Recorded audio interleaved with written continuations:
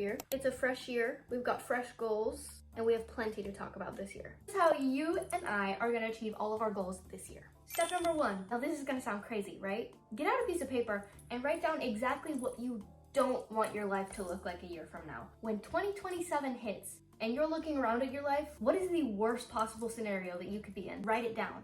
And the reason I ask you to do this is because our brains respond stronger to possible negative consequences than possible reward. It's just a fact. When your brain is scared that something is gonna happen, it's more likely to do the thing you want it to do. I'll give you an example. Here's what I wrote. The nightmare scenario, aka what I do not want my life to look like a year from now. Working the same boring job, procrastinating, being lazy with posting content, no hair growth, accepting pessimism, eating poorly, stagnant lifestyle, body pains, lack mindset, not having big goals and shrinking myself and my potential, people pleasing, insecure, isolated lifestyle, penny pinching. That's what I want my life not to look like. Go ahead, take a moment, write it all down, pause the video. I will be here when you're done, don't worry. Done? Okay, now I want you to write, if you haven't already, what you want your life to look like a year from now. I would do 2 versions of these. Number 1, just as I said, write what you would like your life to look like a year from now. Realistic, whatever first comes to your mind is fine. And then I want you to do a follow-up version where you 10 times it all. Say you had a goal of reaching 10,000 subscribers. 10 times it. What about 100,000? Say you had a goal of making 1 new really good friend. What if you made 3 really good friends? And I only say 3 because I'm a fan of quality over quantity. Whatever, if you want a large friend group, don't limit yourself to 1 good friend. You deserve the large friend group if that's what you want. Get yourself out of the limiting beliefs that you have, putting you in these small boxes. And this exercise is just gonna challenge you to expand that. Because these things are possible, these things are doable. You just need to give yourself permission to think that big. So go ahead, think that big. Write it down. You wrote it? Okay, good.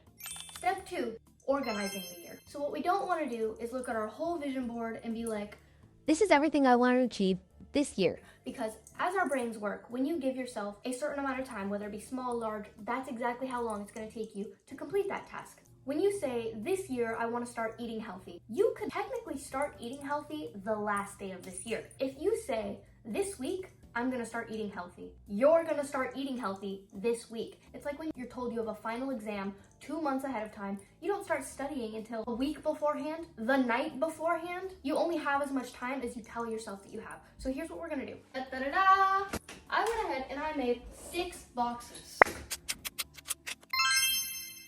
Obviously not everyone has a giant whiteboard. If you do, now's the time to pull it out. You can just do this in your journal, in your notes app for Pete's sake. I really recommend doing it in a journal though. Things just work better when you write it on hand, it sticks in your brain better, it's a fact. I made these boxes daily, weekly, monthly, occasionally. Down there, you can't really see it. More of and less of. Go through the list of your New Year's resolutions, your goals for the year, whatever you want to call them. Now think about realistically, how frequently can you be doing each thing? So for me, everything that was really obviously a daily thing, it'll greatly improve my life if I'm doing it each day. I can stretch, post 1 to 3 TikToks, eat well, read 20 minutes a day, 10K steps. Easy, daily, easy. Weekly, on the other hand, these are things that I want to be doing frequently, but not quite every single day because it just doesn't make sense, right? So 1 day out of the week, meal prepping for the rest of the week. Fresh flowers weekly. Ta-da! Thank you, boyfriend. Upload 1 YouTube video per week and 3 YouTube shorts. Go on a solo day each week. Go in nature 2 times a week. And I only have 2 times because it's winter. In summer, I up that majorly. Friend time once per week. Family time once per week. 1 reset day per week where I just do my laundry, take an everything shower, clean up, just do everything I've been putting off. Go to the gym 2 to 4 times a week. Oh, I love this one. All right, and then monthly. Things I want to be doing consistently, but once again, we only have so much time in our schedules. We're all busy. We all have stuff to do. These are things you can do monthly. A group fitness class. I love a group fitness class. A cafe productivity day. Love these. At the end of each month, financial organization. Going through my finances. What did I spend money on? What do I wish I didn't spend money on? What do I wish I spent more on? Blah, blah, blah. Allocate appropriately. 3 big journal sessions. And then occasionally, these are things I want sprinkled throughout my year, but they don't have to be boom, boom, boom. I know exactly when they're gonna happen. It's expected routine. No, these are more of like a treat, a fun little, ooh, I have this to look forward to at some point this year. Spa days, a facial, a massage, you know what I'm talking about. Host an event. I love hosting events. That's only gonna happen here and there. And taking a trip. I'm gonna take a few trips per year. I don't know when it's gonna happen, but it's gonna happen, okay? And that is a great place to start. Just right there, that already gives you actionable steps daily, weekly, monthly, occasionally. And if you want to take it an extra step, you can do what I did. For the overall vibe, more of enrichment and gratitude. Less of distractions and mind numbing. This is kind of like a 2026 ins and outs vibe. What are we doing more of? What are we doing less of? The overall picture. Once you have that completed, you've already done majority of the work, babe. Good job, kudos to you, high five. How we're going to put this into effect now. I want you to go ahead and download this app called Habit. If you don't have it, this isn't sponsored, this is just severely useful. So what this app is each day it resets and it gives you the list of things that you're supposed to be doing that day according to you. And you can check them off on your home screen throughout the day.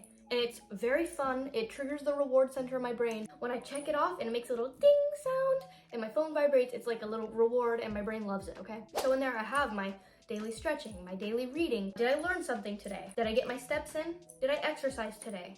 Etc, etc. So now every single day you have this widget on your home screen. You see it. Every time you go on your phone, you see, did I do this, that, or this or that today? Directly in front of your face, constant reminder, you can't forget it. And throughout the day, you get the satisfaction of checking those things off. Now, I know some of y'all made a vision board, and I know some of y'all still plan to. I tend to make mine somewhere between January and March because in my eyes, the actual new year is the spring equinox. I start planning in January for the most part. I'm gonna show you my 2025 vision board. Here she is. Now, I'm very excited to build my 2026 vision board because I'm going to get way more in depth and I'm gonna make the best vision board that I have ever vision boarded, and I am stoked. But if you have a vision board, here's what I want you to do. You need to put this sucker somewhere you are going to see it every single day. So for me, I like to put it in the bathroom next to the mirror. So every morning when I brush my teeth, night when I'm washing my face, doing my skincare, I'm making eye contact with this bad boy. And it is a constant reminder of the life that I am on my way to achieving, right? I can't give up. See, the key here is having constant reminders. When I was learning French, I had a sticky note on every single object in my house telling me the word for it in French. Constant reminders. I wouldn't let my brain forget about my goal at hand, which back then was to learn French. I am going to make a separate video on how to make an absolutely amazing, beautiful vision board sometime very soon, so keep an eye out if you're interested. I know you are. Also, let me tell you now, I checked most of the things off of that bad boy, and the only things I didn't check off of that bad boy, I didn't really want that much. So now, your phone and your home are full of reminders. Step 3. Make it hard to do the things you want less of, and make it easy to do the things you want to do more of. If you want less junk food, stop buying junk food, or put the junk food in the back of your cupboard. Put your healthy food in the front of your cupboard. Put the healthy food in the front of your fridge. Make it easier to access. Make the good habits easier to reach than the bad ones. Put a daily restriction on your apps. You can do that. In your phone settings, you could put a daily restriction on your apps. So on my TikTok, on my YouTube, after I've been on the app for 40 minutes, a thing takes over my screen and it says, I think it's time to take a break. It's things like this that remind your brain, hey, am I doing something I want to be doing? No, not right now. Put it away. I am so excited for you to tell me how you absolutely conquered this year in 12 months. I truly hope this video helped you on that journey and that you got a lot of value from this because, hey, that's what I'm here for. I'm here to give you value, and also it's so fun to talk with you. I hope you're having a beautiful first month of the year, and I will see you next week. Bye, beautiful.